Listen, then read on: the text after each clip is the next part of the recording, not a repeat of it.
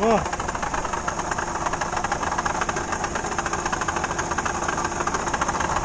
Антифриз.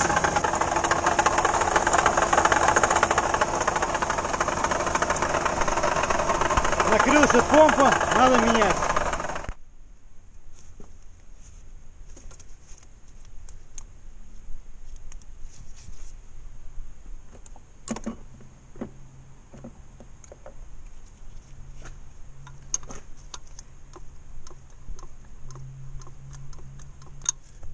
Все. Мы нашли причину.